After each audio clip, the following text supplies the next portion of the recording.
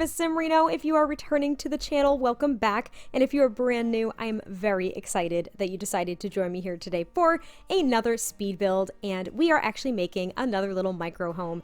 And I wanted to try out this very specific roof tip. So Simproved over on YouTube, Twitter, probably all other different sites, social media sites, maybe even Twitch. I'm honestly not sure, but she is incredible, and she did this really cool roof trick with one of her micro homes recently, and I wanted to try it on a micro home myself. So you can see on the left hand side there, you can actually use the glass roofs to create more space in a home without adding tiles to the tile count. Right? Like really wild. And I did already kind of know that, at least about the tile count. So if you just put down actual flooring in an area, in an enclosed area, it doesn't count towards tile count. It has to be tiles that are actually part of a room. So this whole micro home is only maybe 20 something tiles, and I think it might actually be bigger than my first micro home, which met the exact tile limit for the micro home tier. So I was really excited about it. I really liked this. It was so odd. Like, this is the shape of the little home. It is the weirdest thing I've probably ever built, but I really like it because it looks kind of modern, but I almost made it look like it was like a refurbished barn. I don't really know. I just felt like the roof needed something else, and just doing small roof decorations wasn't sufficing for me. It just looked awkward. So I kind of just put that box up there, and I was like, I don't know, I guess it looks like a dormer of some kind. Like, I have no idea, but I thought it worked. And I'm recently really obsessed with creating my own bodies of water. I don't know what it is. Maybe I just feel the need to fill up the rest of the lot because micro homes are so tiny. But I don't know, I really enjoyed it. So I kind of made like another little pond-ish. And of course, this is with the custom pool tool. And I used some plants from Island Living in a world that is totally not tropical. And I thought that was kind of exciting. And I'm getting a little bit more ambitious with what plants I actually use in my landscaping.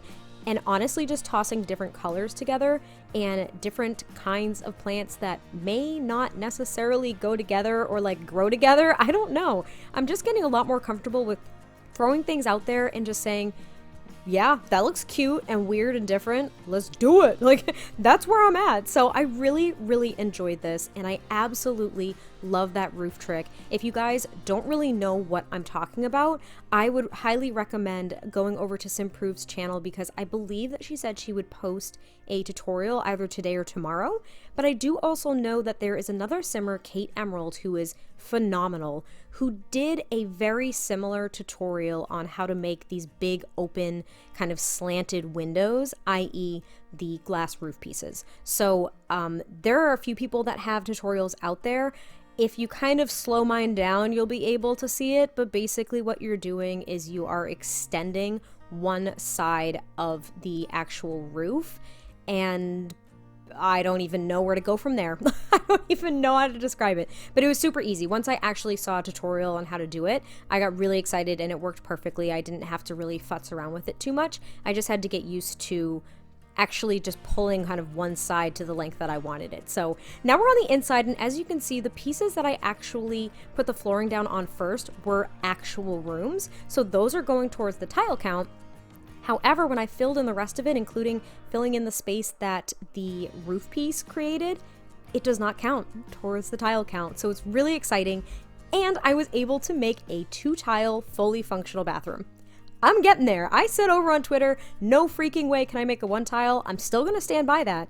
But this 2-tile is fully functional.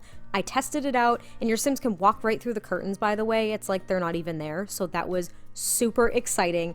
And this build is not very cluttered whatsoever. I honestly left it very simple and rather crisp. And basically, the kitchen is fully functional. You have everything you need. The bed is going in that beautiful roof piece to let all the natural light in. I put a TV on the opposite kind of wall, I'll call it, even though it's technically part of the roof. And then in the middle is just a small seating area, so you can kind of entertain guests if you feel so inclined to have multiple guests in your very small tiny home. I don't know. And then I do clutter it up maybe a little bit. I just don't go too crazy because I felt as though the simplicity and kind of like the sleek look to this build, at least on the interior, was what I was kind of going for once I kind of figured it out. But It was a really quick one too. Just like my very first micro home, this build is extremely fast. Everything came together actually beautifully this time compared to the first time because I wasn't as concerned about tile limit, so that's kind of exciting. It's a little bit of a cheat, but I enjoyed it, and I hope you guys enjoyed this build, and I will catch you next time I post a video. And I will talk to you guys soon. Bye!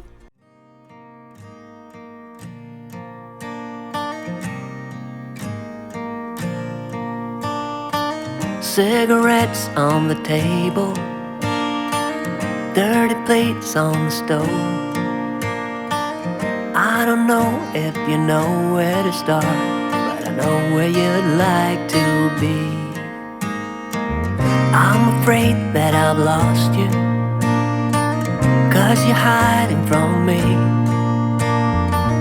Yeah, it shows that it's cost you a lot to be like the rest of us, to be like the rest of us. I've been waiting so long for the storm to arrive. I know that it's in you, I know that it's in you, dancing away with the world in your eyes. Oh, goodbye Virginia, goodbye Virginia.